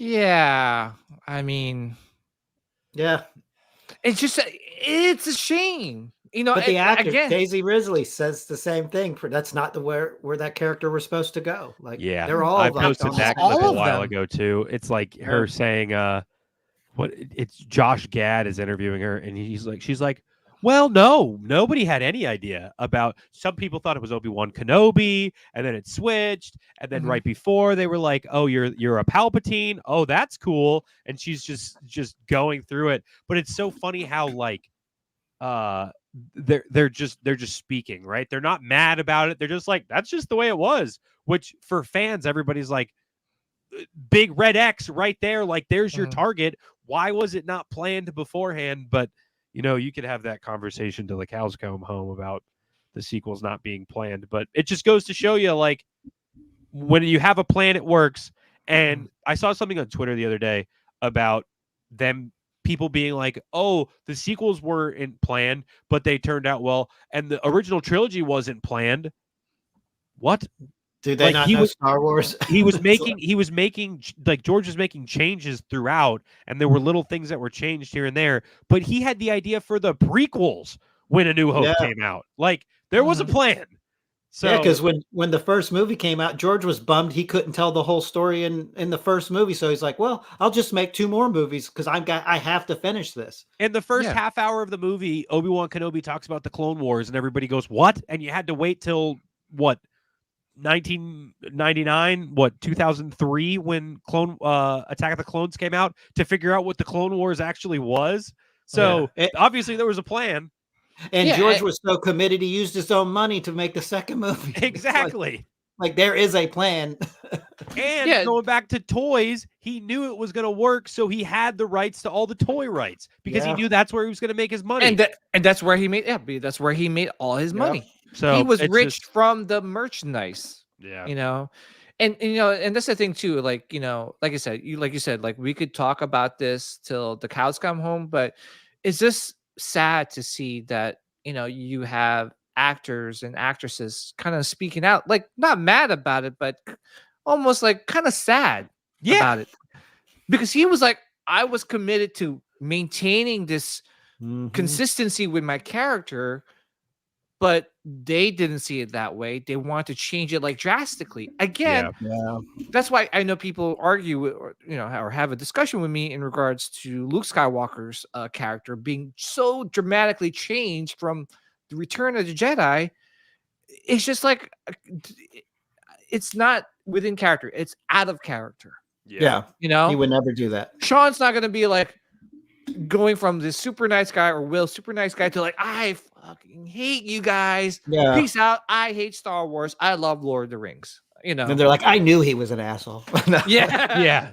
But no one makes that. Yeah, people change absolutely, but not like drastically. And again, not somebody who is like a mythological like beacon of like representing hope. Like, you don't change that. And Sam Witwer said this like in the best example. I found that clip a while ago, and it's been posted all over the place. But like the best way I've heard it described is you can't take a beloved character, change them off screen, and then put them on and make fundamental changes to their character and expect people to enjoy it. Exactly. You know what I mean? No one's going to accept it. You wouldn't take Superman, a movie, not tell a Superman story for 20 years and then make him start killing people and be a murderer. Like, everybody would be mad. Like, that's not Superman. We've been our whole lives, Superman has been one thing, and then you waited 20 years and you changed it. You wouldn't make Batman start killing people. Like, well, you could. Well, that would be that Zack Snyder. That son of a bitch is crazy. Yeah, we know he's one batarang away from killing somebody. But that's the perfect example of like The Last Jedi, and not to talk about comic book stuff, which is the other half of the room that you can't see is all of that. Is all comic book stuff. But like Man of Steel is like the exact same thing in my eyes of Luke Skywalker, of like Superman like snapping necks and cashing checks and being like, you're like, what? That's not Superman. I love that. Snapping necks and cashing checks. Like, what you do? What you do, Superman? Oh, just snapping necks and cashing checks. But like snapping necks and then being mad about it. Like, oh, I shouldn't have killed that guy. Superman would have already known not to kill that guy. Like, that's the whole point of the character. But yeah. This is where I start banging a bat against my head, just like, what is going on, Looney Tunes style. Yeah, and again, it's just they're hemorrhaging money. And the Yeah. thing too, I know Kathleen Kennedy was quoted before saying that like, oh, Star Wars is not for the like the old fans. It's for the new fans. No, it's for everyone. Yeah. It's for everyone. But it starts with the old fans who have the money that take their kids to these parks, take these kids to these movies, buy these kids these toys. Yeah. It is for the old fans. Yeah, No, Yeah, that's go- the thing that doesn't make any sense to me is like the old fans are the ones with the money now. The kids aren't. You had to convince the parents to buy stuff for their kids because their kids wanted it, and that was their way in. But now you convince the kids, and the kids are adults now. So why aren't you selling to the people who have the money? It doesn't make any sense. You can't continuously sell to the kids. Like, Yeah, I get it if the kids want it and it's cool, but they don't. That's why you can still get the toys on shelves. But Yeah. Disney's problem, they wanted to reinvent Star Wars in their own way. And it's like, it's not going to work. That was one-time thing. When they made it in 77, it was magic because you didn't have the special effects or the technology, all the stuff that Star Wars has brought to the movie industry. You just never going to recreate that feeling. Yep, exactly. And Disney thinks they can do it because they think they can do anything. Well, the numbers show. Yeah, and you guys are. I totally agree with you guys. Is that with us, not I wouldn't say catering to us, but just not like, hey, like let's make it for everyone, including the older fans. Because not only do we buy the merch and we have the money to buy the merch and go see the movies 3-4 times in the movie theaters, but we also educate our kids. Oh yes, that is the way Luke Skywalker is. That instead of like, can you imagine? Come out of our mouth. Imagine like my kids are looking to me as I'm walking out of the Last Jedi with my head down. They're like, Dad, that's your hero, right? Like, why are you so sad? Why are you crying? Why are you punching the wall? Why are you beating up the popcorn guy, Dad? Don't you like Star Wars? Yeah. But it's just like, what made MCU successful is that they cater to everyone, where everyone's having a conversation. It's like, yes, that's how Spider-Man is, or that's how Captain America is, that's how Iron Man is, that's how I grew up on Iron Man, that's how it's supposed to be. Some people, there might be a little changes here and there, but it's not drastic changes. No, they stuck to the reference material, and they had a plan, and they had a long-term plan, and they stuck to the reference material. That's what made the original MCU good. Now it's turned into crap, but yeah, that's another story. But yeah, that's a whole nother show. But like that's my whole thing is, look, and I will say all of this and still say I'm excited for the Rey movie. Like I'm gonna go see it. I don't care that it's Rey. I'm not gonna boycott it because it's Rey. That's not what I care about. If they make a Rey movie and it's a good movie, I will be more excited that movie is good than not seeing it at all, because they finally would have made a good movie for that character. You know what I mean? Yeah. I did not hate that character. I had hope for Force. I like the Force Awakens. I still catch myself watching it. Like it had potential. Exactly. And I understand where people are like, oh, it's a reboot or whatever, but it doesn't matter to me. I was like, okay, so they're catering to a new generation. If they handle it right, this is going to be done well. Instead, they try to force out all the old characters. And then I don't know what they were thinking with Rian Johnson. Like, it's funny because it's like a broken record. We always have this conversation, but yeah, it's still that baffling that they screwed it up that bad. And honestly, too, like I've come to a new realization with the Rian Johnson stuff recently over the last couple of months of like, Rian Johnson was only given what JJ did. So like as much as he could have been a nomad hiding and made it a good story, like JJ didn't have to put him in hiding. Like he didn't have to say there didn't have to be a star map that they were trying to find to a hidden Luke Skywalker where he's a nomad. The first line to the crawl in Force Awakens is isn't it something like Luke Skywalker is missing? Like it's one of the first sentences in the crawl, and that starts off the movie. Okay, I'm watching a movie and everybody's back and Luke Skywalker is gone. okay, now let's figure it out. So it's just, yeah. Yeah, and also heard that like he what's that called? J.J. Abrams wasn't finished shooting Force Awakens, where Ryan Johnson was kind of like given like a blank script. Okay, have at it. Like, and he's like, what? Like, okay, where are you guys at now? Okay, Luke Skywalker's on this planet by himself. Why is he on this planet by himself? No one probably explained to him, and in his mind, he was like, well, the only way a person would, just be alone on a planet is because something bad happened. I understand where he was coming from and trying to make a story out of it, but again, there's no like, hey, this is where we're gonna be, and this is where we want to end. But here's the thing, too, Will, is that George Lucas had the treatments for all 7, 8, 9. Yeah. Kathleen Kennedy will tell you that he never did, though. Yeah. You saw that. That was a clip Yeah. But George saying that he has all the movies, and then Kathleen Kennedy being like, George never gave us those. She's on like a panel and on like a convention in China. She's like, no, we never had those. There's no reference material, and George Lucas never gave strips. In that interview that she's sitting there for, before it, like right when the merger happened and the buyout, George Lucas is sitting across from Kathleen Kennedy going, yeah, we have enough content to make 7 movies, another 100 years of books and all of this stuff and treatments and shows. And he's just talking about sequels and sequels and sequels, another 7 films and all this stuff. And Kathleen Kennedy is sitting right there. And then a few years later, she goes, no, George never did that. You're like, what? Yeah. And you know what, though? I also have a feeling, too, is that like, Bob Iger has something to do with it as well. Because I know in his book, he was saying that like, I guess because they looked at the critics and the criticism of the prequels, that's why he didn't want to do the 7, 8, 9 movies, because there was absurd. You heard about that, right? Well, yeah. It was just and then it was the midichlorians that was involved. That's why, and by the way, that's the reason why I say may the midichlorians be with you guys always and forever before I log out, just because, not to George Lucas and stuff, but yeah, no, it's just they saw the critics and they didn't want to take a chance because they insane, dude.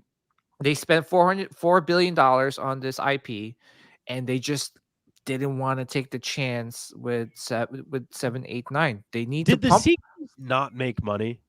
The sequels made money. Or not the sequels, the prequels. The prequels made money. Prequels made money.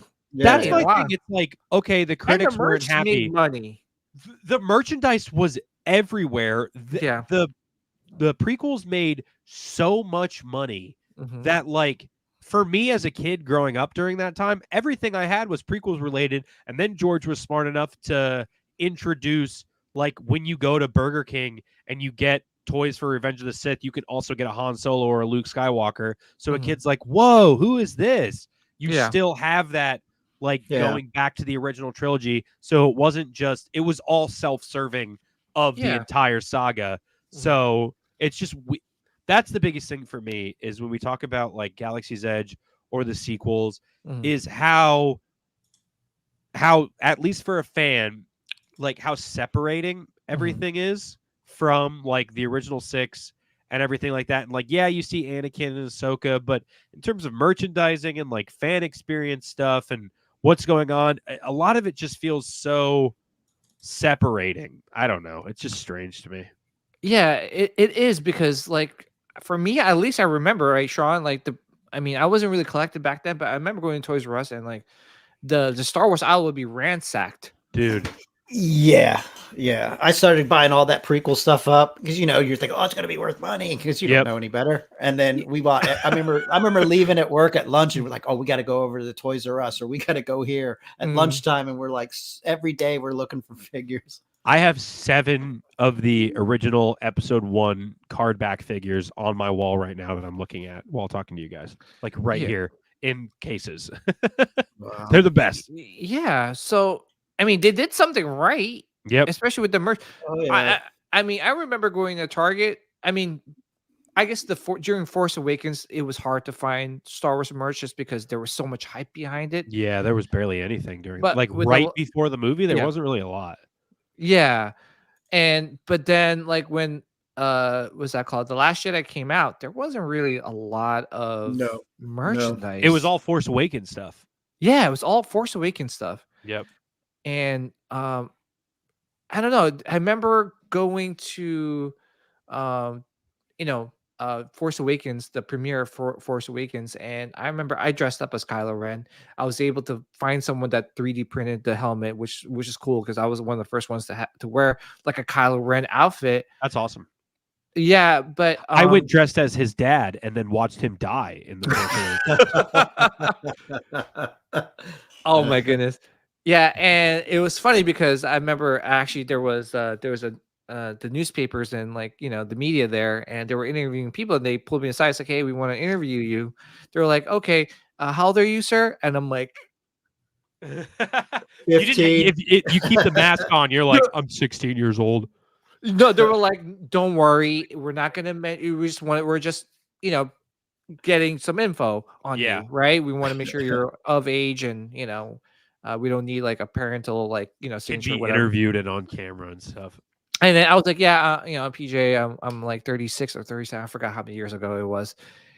Dude, they put the whole freaking article out, and like people at work were like, because I separate work and like what I do outside of work. Like I don't want people thinking like, okay, who's this guy? So yeah, they put my face all over the newspaper article. That's awesome. It's awesome, and my mom has a clipping of that newspaper article, but it's just kind of like, okay. But again, going back to it is that there was so much hype behind it. But then when The Last Jedi came out, there wasn't a lot of like things that's happening, No. And even Rise of Skywalker was just like a hot mess from the get-go. There was leaks online, and there was just so much bad press with the Rise of Skywalker. Dude, the trailers for those movies though are like masterpieces.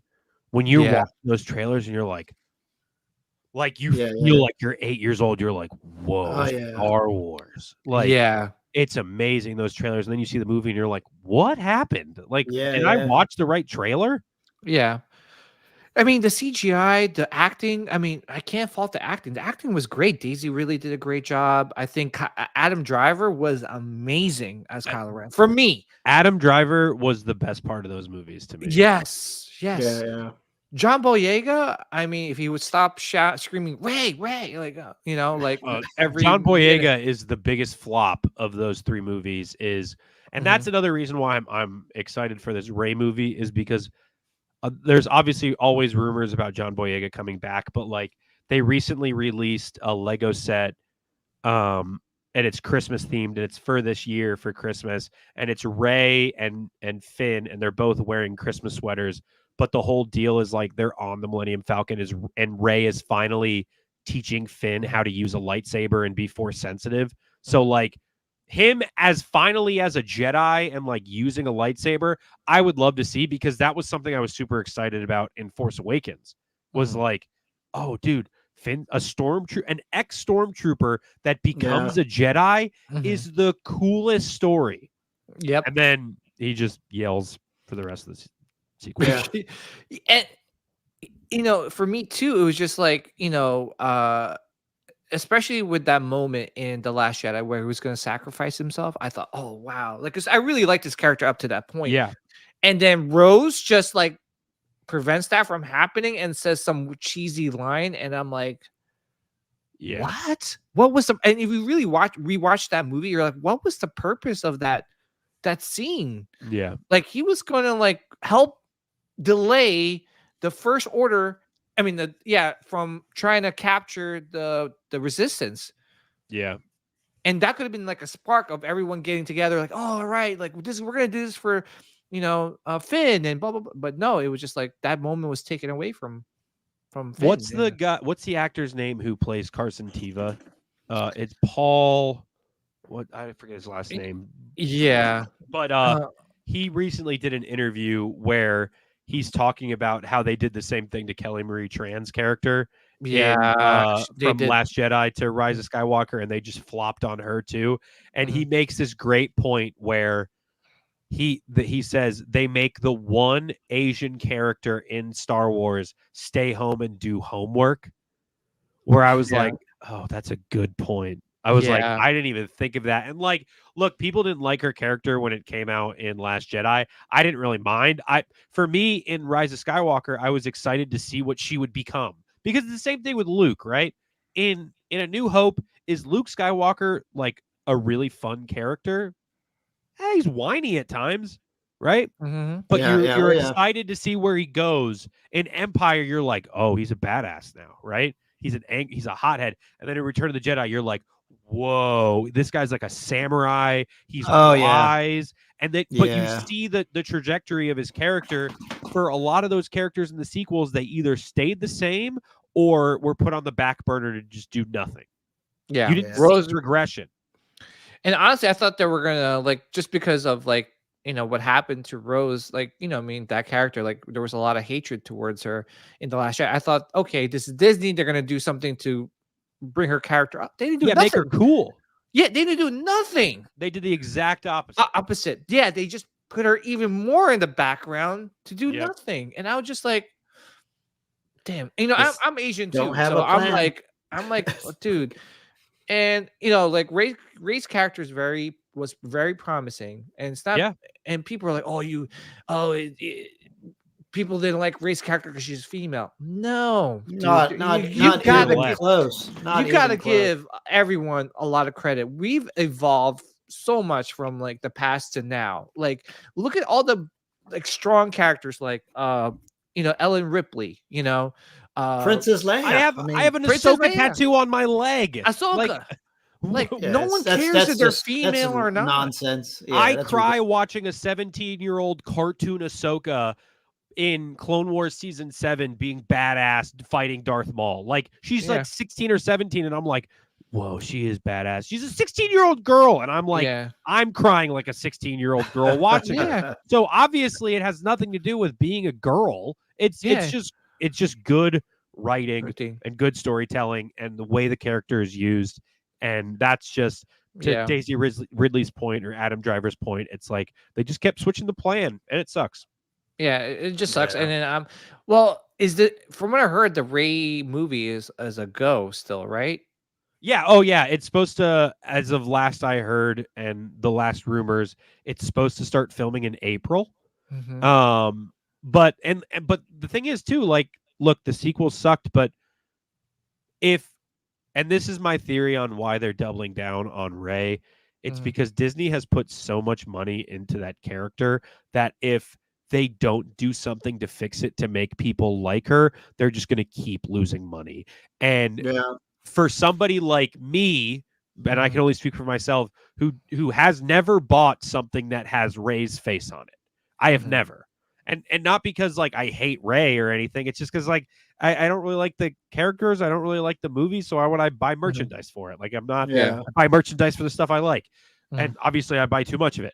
So but for something like that, like they have to make a movie to make people like it, to justify people going back and buying Rey stuff and going to Galaxy's Edge and taking a picture with Rey, because they're like, they understand that fans are not necessarily the brightest at all times. So they're going to think about recency bias of like, whoa, that Rey movie was really good.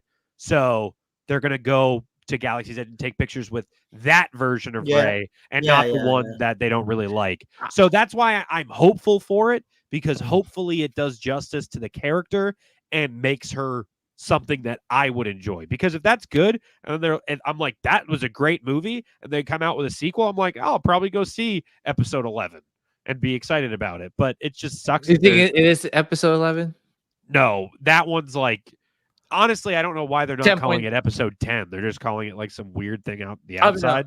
Oh, 8. I can't do math. Because they want to separate. 10, they want to separate episode 10. And that's exactly another reason of like double down on the character, make people like her so they can actually redeem those sales. Because I worked at Disney for about a year, like right out of college. I did the Disney college program, and it was the year after Rise of Skywalker came out, and I worked at the parks the year that Mando episode 1 came out, the first episode, the premiere.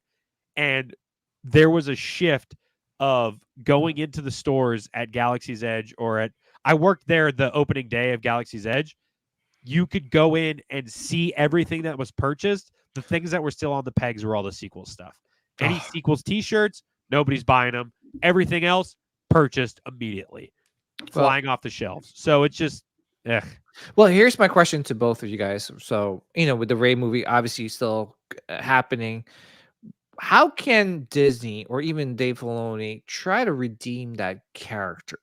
Because it's going to be very hard. Because obviously, the sequels is not well received, and still not well received. But if you were Dave Filoni right now, Will, and we'll start with Will first, and then Sean, what would you do to make that character likable?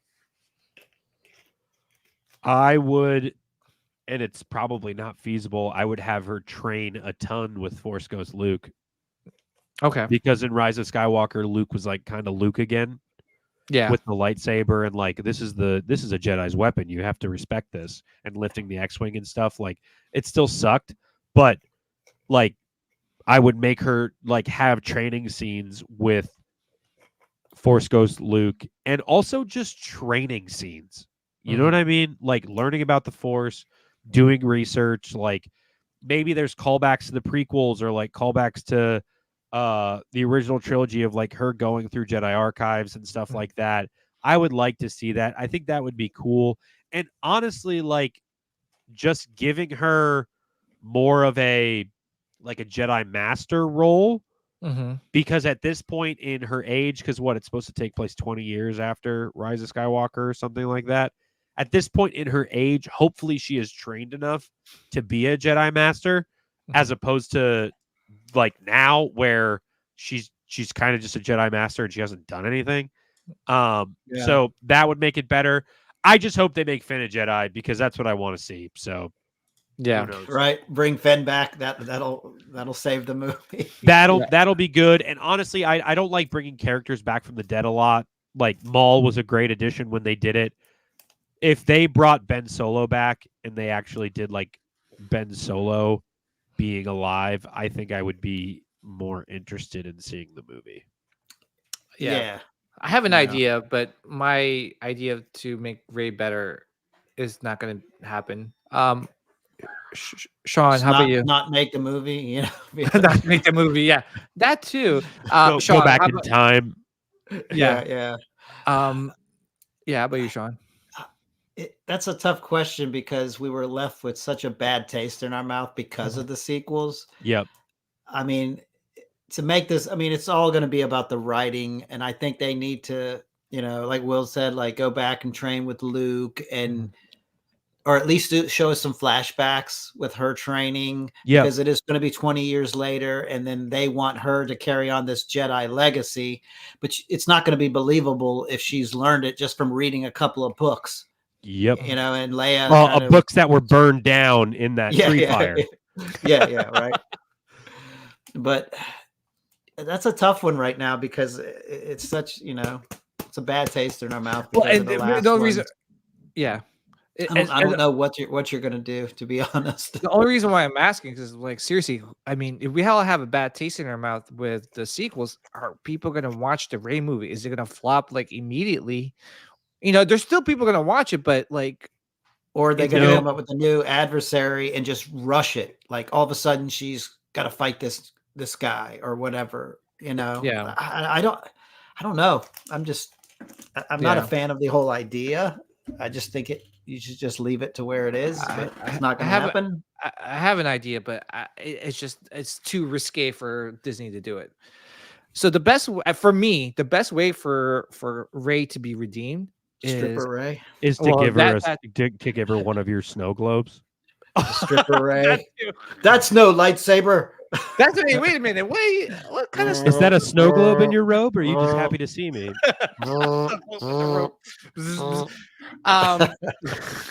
down south pretty quickly. Oh, Hey, you said it was going to make the movie better. yeah, that Turning on the lightsaber, wrong button. I tuned into the wrong Ray movie. But anyway, for me, for that Ray character to be redeemed is to just play on her Palpatine blood and make her bad. Just make her like bad. that too. Ooh, I'd like do that Just too. make her bad. She tried to be good, guys. She tried. She Flip the tried to switch. fight it, but the Palpatine in her, because come on, that was like out of left field, right? The whole Palpatine blood, whatever. Just play upon that. Just instead of Luke being the Force ghost and like, hey, Ray, I'm here to train you. Now it's Palpatine. Hey, like, and then Finn has to come and fight her. yes, and Finn, now a Jedi, will fight his best friend, and Rey is just killing the younglings in her new Jedi Academy, right? Force lightning them. Oh, and maybe one of the Padawans is, if they want to play upon this, it has to be a female Jedi savior or whatever, then have one of the Padawans like be the next one up, right? There's this female Padawan Jedi that Rey is been training from the get-go, invested a lot of her time, and this obviously this female Padawan is like, oh man, she's the bad guy now. Who am I going to turn to? Oh, Finn. Hey, you're like a Jedi Knight, Jedi Master, or I don't know, maybe bring Luke in for this. So, yeah. Hey, Nilda. Hey, how was the party? Oh my God. I had like a couple beers. I'm almost home. I got little snackies. I'm going to go home and eat. Nice. Yeah, nice. So, I just wanted to say hi. Hi, Nilda. Drive safe, please. Drive No, safe. I'm literally right down the street from my house. Oh, okay. Yeah, with my company's Christmas party. Oh, nice. Yeah. Yeah, we're just talking about like how to redeem Rey. So, making her bad. I just think I don't think Disney would do it though, because they're so invested in that character. But yeah, I mean, look at the love that Shin Hati got. Right? Dude, so cool. Yeah, I always thought too, like, I was thinking too of like how they would do it with Finn, is if Finn was the antagonist too, of like, you never trained me. Oh yeah, like, got pissed all of off. that, and then got pissed off and went into his rage as like you took the saber from me, from Kylo Ren. You did all of this, and like feeling anxious about it, and then him being the bad guy. I would love that too. Just don't have him find Kylo's helmet and Finn running around. Like... He goes to Tatooine and takes out the lightsabers again and puts them back together again. Yeah. By the way, Obi says, I don't like that Disney's alluding to anyone can be force sensitive. These characters that are older become Jedi in a couple of years. It's just wrong. Yeah. I mean, not to be the guy from The Simpsons with the glasses. You broke my Batmobile. But George was saying that for a long time, which like that sucks. Like in the archives books, I have the what's this? Like in these, which if you do not have these are the Jedi texts. Like this, and I've got the original trilogy ones over the Sacred Jedi texts.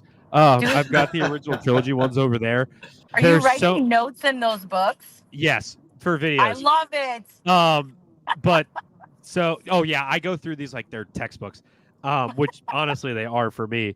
But there's so many points in these books where like George alludes to, and a lot of people don't like the midichlorian counts, but it being where like Luke Skywalker explains it as a door being opened, and some people's doors just a little bit more than open than others, and people who train can open that door more. So like, look, people mad about Sabine having the Force. I get it. Should she have been able to throw Ezra the length of a football field? No.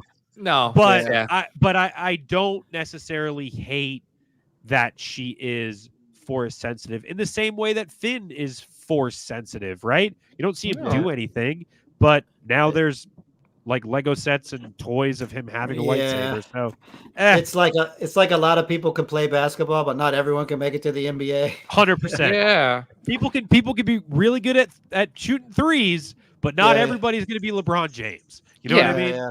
Well, and So- that's the thing too. Like, I don't mind like Sabine Wren like being able to play basketball, but I just don't want her like immediately shooting You don't like want her three. dunking on Michael Jordan. Yeah, like immediately. Yeah. I mean, like I was okay with her being force sensitive because I like the fact that she was like struggling and taking her time. Yeah. It was just Push like was too that much. scene. That push was way too much. Yeah, that was wild. I remember seeing Yeah. that. I'm like, ooh, she's force sensitive. And when she gets the saber in the same way Luke does on Hoth and like blasts the zombie trooper in the head, I'm like, that's cool. Like, it's like poetry. It rhymes. Obviously, George Lucas. But George like, Lucas. Yeah. I mean, it just when she force pushed him, I was like, to the point where when I watched that, I could in my head see I had to like squint and blink, see the cables like flying Ezra into the like Yeah. like a light show or the Indiana Jones show at Disney World of like Ezra just like this flying into the ship. So I was What's like, sad, we all knew God. it was going to happen. We knew Yeah. it was going to Yeah. happen. We're like, I oh, mean, just, but we were all going, don't do it. Don't Yep. do it. Please, please, please, please. Oh, All right, they went boys. there. I just got home, but I just wanted to jump in and say hi real quick. All right, Nilda. All right, Nilda, thanks for We miss stopping you. by. Yeah.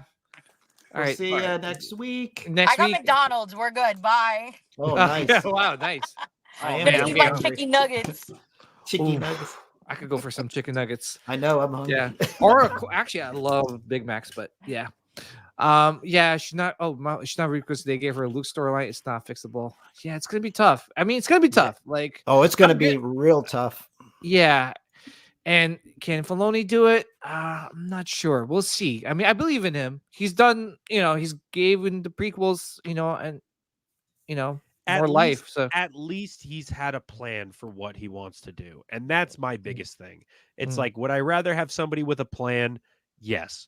If I like the plan, there's going to be times where I don't. There's going to be times where I do. But at least it's going somewhere and it's thought out. You know what I mean? Yeah, I'd the prefer that over story. the sequels any Yeah. day. yeah. Well, a couple more things before we wrap things up. Number 2 is that Mandalorian season 4 is going to be made into a movie. I heard that's like, I don't know. Is that really happening or is that just rumors? Every day it switches. Every day it'll be there was probably 4 or 5 months ago there was the rumor that it was going to be a movie, and then it was immediately debunked the next week, and then it was radio silence for 2 months, and then they said again it's going to be a series. They're filming in London, and then it was a movie again, and then it's happening again where it's a series, and then literally the next day Bespin Bulletin is like, nope, it's a movie. So, or nope, it's a series. They just keep flip-flopping, and I personally think they're trying to put those feelers out to see what people would be more excited about, because worst case scenario, if they make a Mando movie, they know that people will have butts in seat for a Mando movie versus a Rey movie. So worst case, they can move some pieces around and play chess and put a Mando movie out first, rather than, because Disney knows going back to the theaters for a Star Wars movie and it being a Rey movie again is controversial, to say the least. They understand that. They're not stupid. As much as they do lose money and they make bad decisions, they're not morons.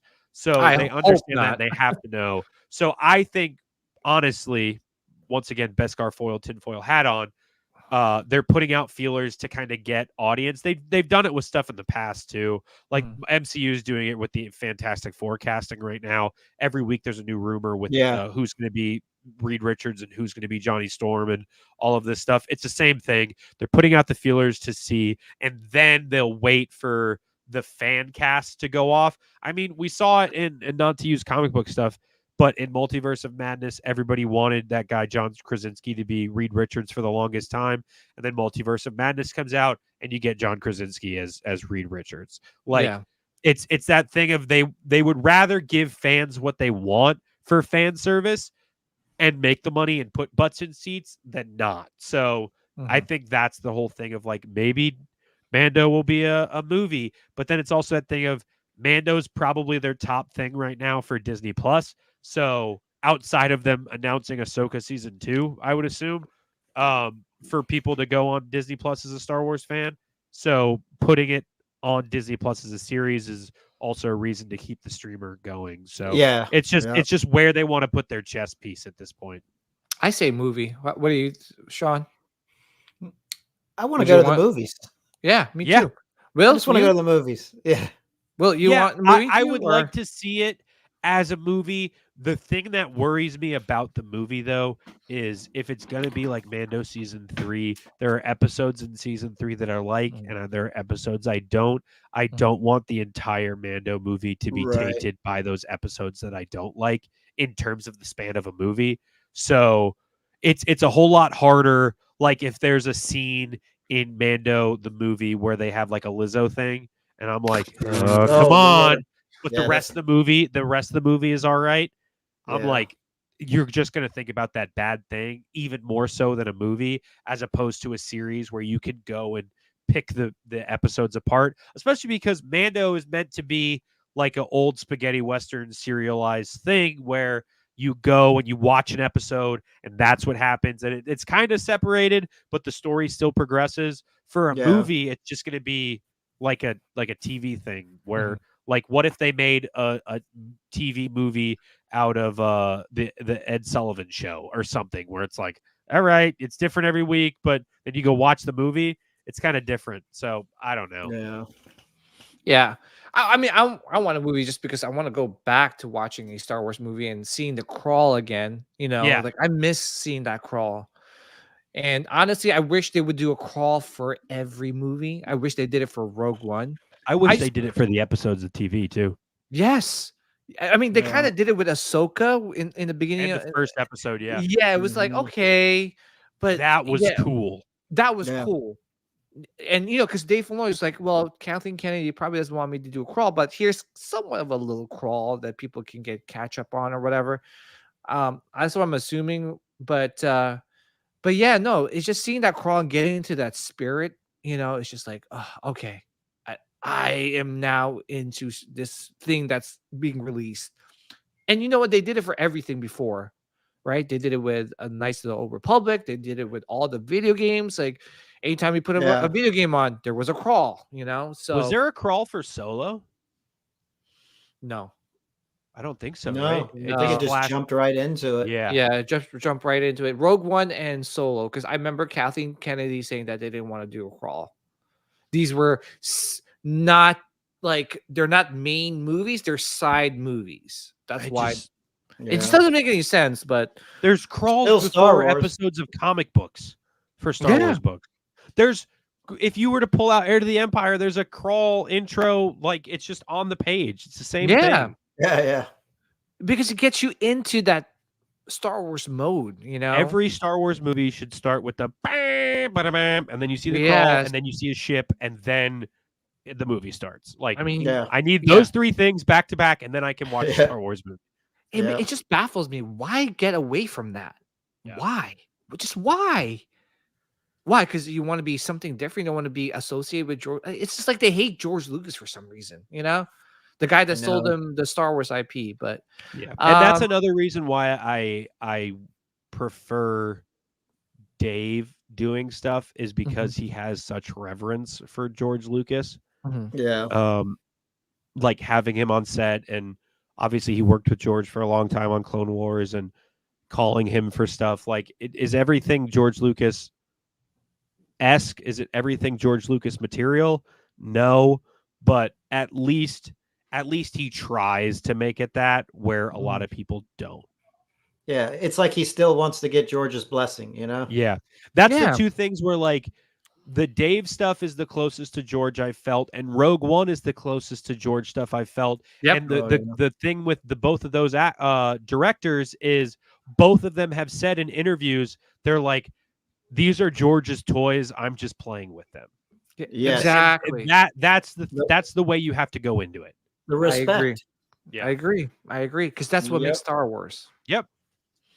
Last one, and then we'll head on out. Hayden Christensen, supposedly it was, I think, rumored, or it's official, that he is I think some sort of like I think, and I don't know, rolled in, he's going to be involved more in terms of acting, some sort of like, I don't know, let me pull up the- yeah, he signed with a new acting agency, yeah, which he wasn't beforehand. He hadn't been with an agency for a very long time. So Yeah. that a lot of that shows Speculation.